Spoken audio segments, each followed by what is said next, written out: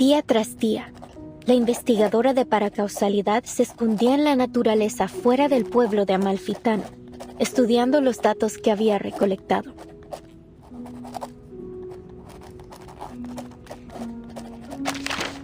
Una tarde, al anochecer, una voz llamó desde fuera de su cueva.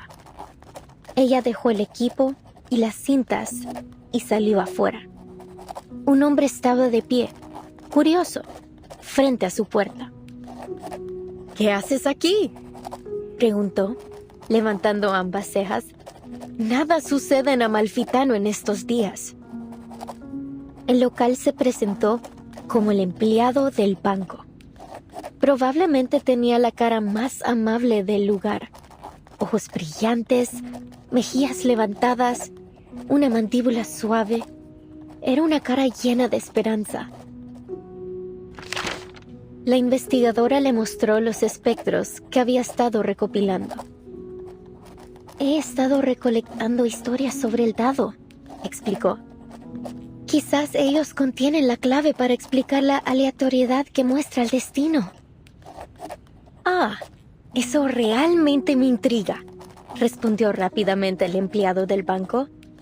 «Me encantaría escuchar todo sobre eso, pero debo irme. No debo llegar tarde al funeral del pescador de dunas». Y con eso se fue. 3 días después, los mismos pasos regresaron a su cueva. «¿Volviste? ¿Cómo has estado? ¿Lograste llegar al funeral?», preguntó. «No tengo idea de lo que estás hablando», respondió de manera cortante. «No soy el hombre que crees que soy». Su rostro estaba agotado y demacrado, sus ojos hundidos profundamente en huecos vacíos. Era como si toda chispa de vida le hubiera sido arrancada, dejándolo solo con una cáscara vacía. La investigadora insistió que no se había equivocado. «Conozco a las personas por su naturaleza más profunda, hasta la sincronización de sus espectros. Nunca me he equivocado antes».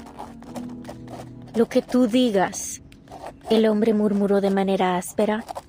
«No entiendo nada de tus ideas tan elevadas. Solo déjame ir. Ha sido un largo día de pesca y lo único que quiero ahora es desplomarme en mi cama tambaleante». Se alejó con pasos que sonaban exactamente como los del empleado del banco.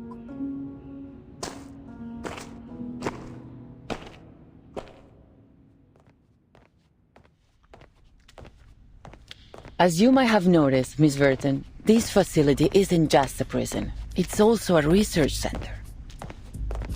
Its full name is the Panopticon of Comala. It was established by the Foucault Association in 1975.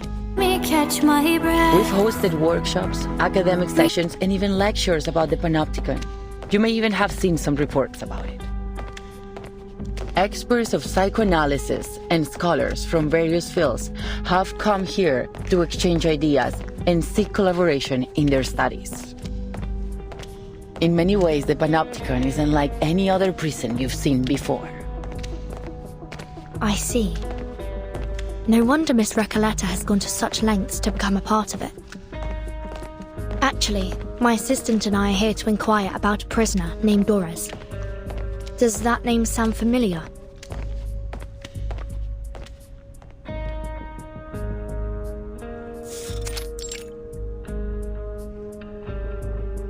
Not that I recall. Could she have used a different name? What does she look like? She'd have arrived here about 3 days ago. It's also possible that she came as a visitor, not a prisoner. She's a blind woman who always carries an old typewriter. She used to be a doctor at the Sao Paulo Veterans Residence in Brazil. And on the subject of different names, she once wrote for Atu under the name Erd. I don't think I've seen anyone fitting that description. And as I said, we haven't had any visitors in some time. Certainly not in the last 3 days. But I did see her. I saw her walking towards Comala prison.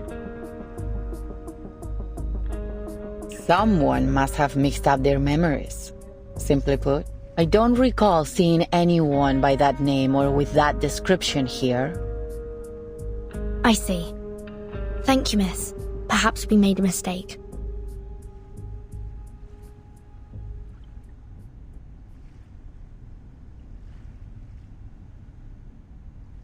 Miss Recoleta, you've gone to great lengths to get into the Panopticon. Would you mind telling us why? Finally! I've been waiting for you to ask. I'm here to find my pen pal in Comala. You have a pen pal? In here? Yes. 6 months ago, I went to a book exhibition in Guadalajara and came across the contact details of a few writers. I sent them my novel and asked for feedback. Looking back, it was a bit forward, but nothing unheard of between writers. A lot of friendships start through letters, you see. And Aleph wrote back.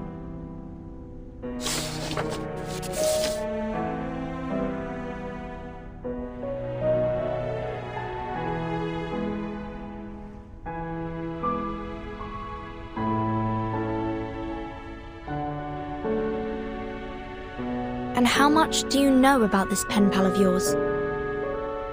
Oh, well, he calls himself Aleph, which is a grammatically masculine word, so... So you assume Aleph is a man?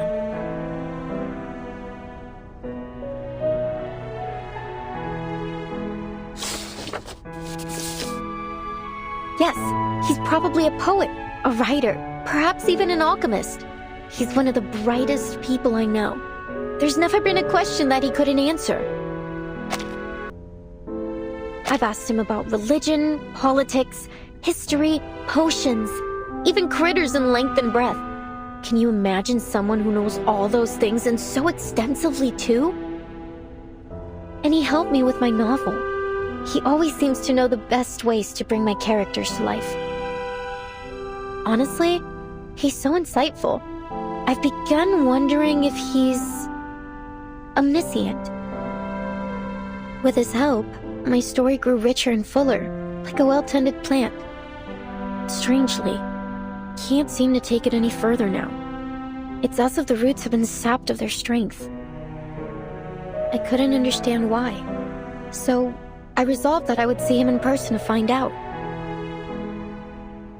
Again with this story about your uncanny pen pal, I've already told you 12 times. It's all very moving, but it still doesn't justify your actions. Writers experience mental blocks all the time, yet you don't see them trying to break into a prison over it. She does have a point.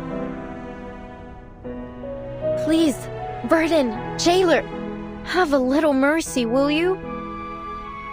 Hold on. I've been meaning to ask. Why are you only calling her jailer?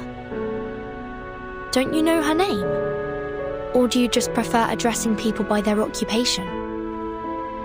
Oh, about that.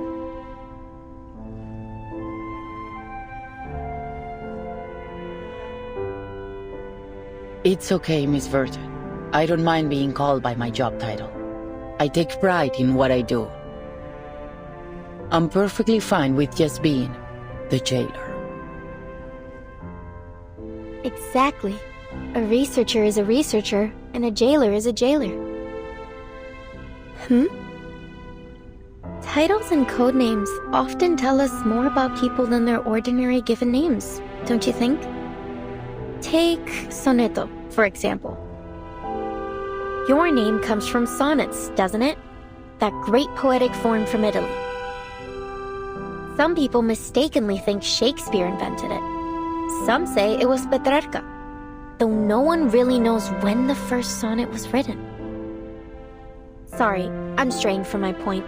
You're Italian, aren't you, Sonetto? Is that your real name or just a code name? Were your parents poets? As much as I'd like to be able to answer your question, I never knew my parents. My earliest memories were of the School of Primary Defense of Mankind. I've lived there since I was a small child.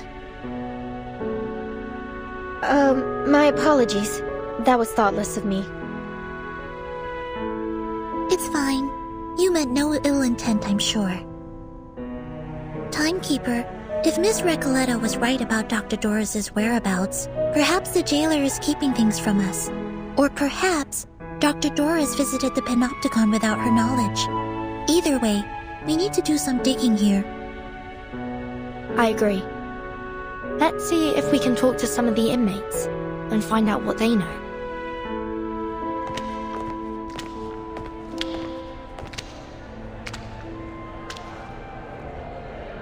Ladies, we're about to enter the main hall of the Panopticon. This is one of the places where the inmates spend their recreation time.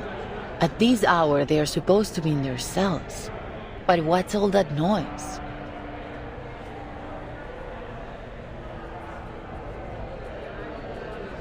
Miss Burton, could you keep an eye on Recoleta if anything happens?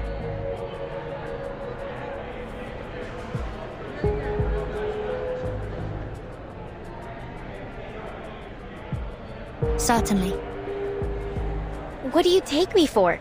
I'm not going to run away. That'd be a pretty cheesy way to start a story. Please, just stay close to me.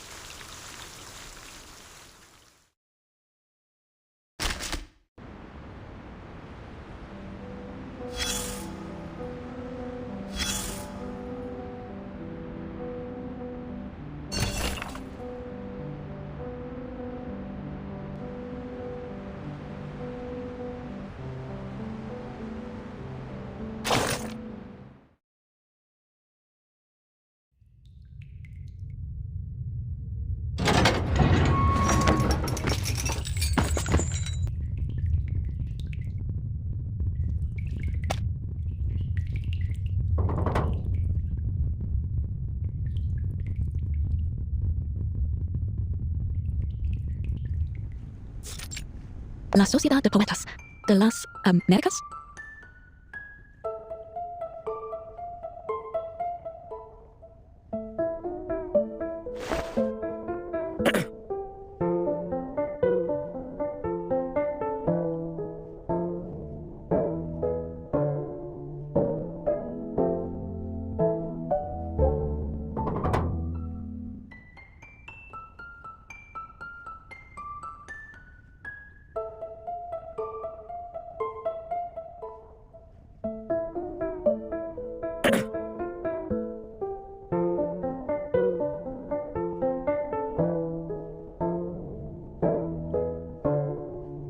Pardon the interruption, but might I ask?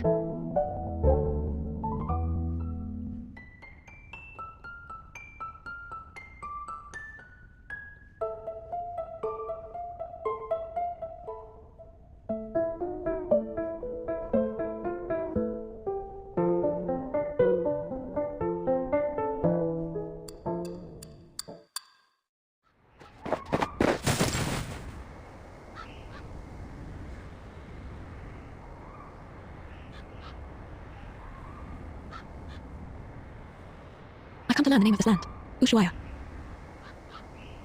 As we walked, I could feel her gaze upon me, steady, yet never intrusive.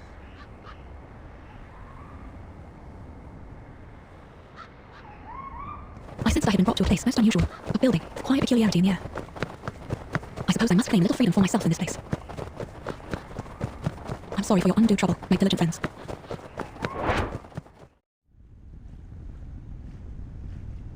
I'm here for a short visit, hoping to find some inspiration for my next story.